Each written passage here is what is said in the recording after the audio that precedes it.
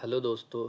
आज हम इस वीडियो में आपको बताएंगे कि इलेक्शन कमीशन के बारे में। इलेक्शन कमीशन इसमें क्या-क्या इसका टेन्योर है, क्या इसका टाइम है और किस सन में ये आया था, सारी बातें इसमें हम डिस्कस करेंगे। तो सबसे पहले फ्रेंड्स देखते हैं कि इलेक्शन कमीशन जो है 25 जनवरी 1950 को फ्रेम हुआ था। ये इसकी इस्टेब्लिशमेंट कब हुई थी? 25 जनवरी 1950 को। इसका हेडक्वार्टर कहाँ पे है? न्यू दिल्ली में। बड़ी जल्दी-जल्दी सारी चीज़ें देखेंगे क्योंकि ये एग्ज़ाम पॉइंट ऑफ व्यू से बहुत ज़्यादा इम्पोर्टेंट है और अगर नेट का एग्ज़ाम आप दे रहे हैं तो उसके लिए भी ये इम्पोर्टेंट हो जाता है।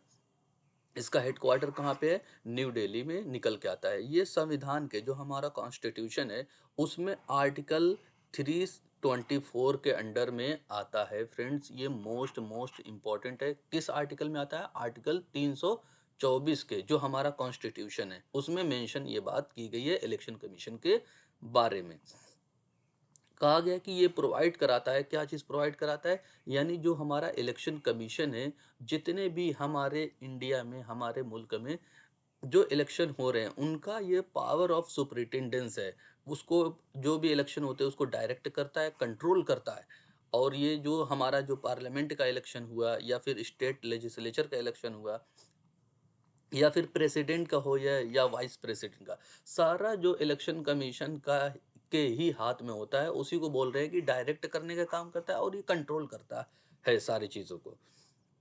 और लेकिन यहाँ पे एक बात फ्रेंड्स जानना ज़रूरी है कि पंचायत और म्यूनिसिपैलिटीज़ का जो इलेक्शन होता है वो इलेक्शन कमीशन नहीं कराता है, वो स्टेट इलेक्शन कमीशन कराता है। आपको ये बात याद रखनी है क्योंकि एग्ज़ाम में ये बात पूछी जा चुकी है। उसी तरीके से ये एक बात और कहेगी कि जो इलेक्शन कमीशन है इसमें कौन लोग होते हैं। इलेक्शन कमीशन इंक्लूड्स करता है जो हमारा होता है चीफ, जो होता है चीफ इलेक्शन कमिश्नर, एक यहाँ पे होता है और इसमें अदर जो है इलेक्शन कमिश्नर भी होते हैं। यानी चीफ के अलावा भी इसमें दो और होते हैं। और कहा गया है कि इनको कौन अपॉइंट करता है। भाई ये इंपॉर्टेंट में पूछा जा ये एग्जाम में पूछा जा चुका है कि जो प्रेसिडेंट है ना, इनको अपॉइंट करता है, इनको सिलेक्ट करता है। और इसमें एक बात और कही गई कि जो चीफ इलेक्शन कमिश्नर रहता है, यानी सीईसी की बात कर रहे हैं, ये कंसल्ट किसके द्वारा किया जाता है? भाई प्रेसिडेंट के द्वारा किया जाता है कि अपॉइंट किसको करना है, किसको नहीं करना है, जो अदर इलेक्शन कमिश्नर होते हैं। और एक बात और कही गई कि 1950 से लेके 1989 तक, यानी हमारा जो टाइम पीरियड रहा है 1950 से लेके 1989 तक, इसमें अब तक क्या होता था कि सीईसी हमारा जो था सिर्फ एक हुआ करता था। Only the chief election commissioner, यानी सिर्फ एक हुआ करता था। इसी वजह से इसको सिंगल मेंबर बॉडी के नाम से जाना जाता है।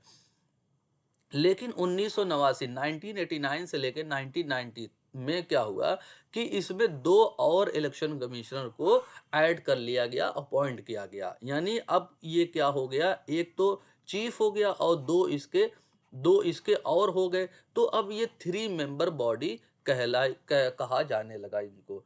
फिर 1990 में क्या हुआ कि इसको फिर से सिंगल मेंबर बॉडी बना दिया गया, यानी सिर्फ एक ही जो है चीफ इलेक्शन कमिश्नर बस इसमें मौजूद था। लेकिन फिर उसके बाद एक चीज और निकल के आई कि सिंस 1993, यानी 1993 से अब तक 2025 तक इसमें क्या है, एक सीसी यानी चीफ इलेक्शन कमिश्नर होगा और इसके अलावा दो और कमिश्नर होंगे।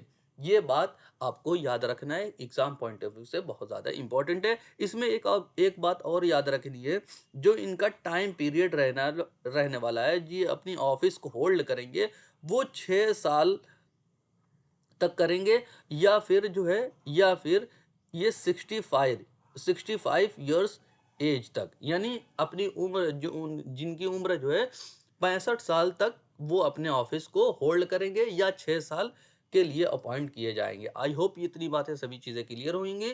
Thank you so much.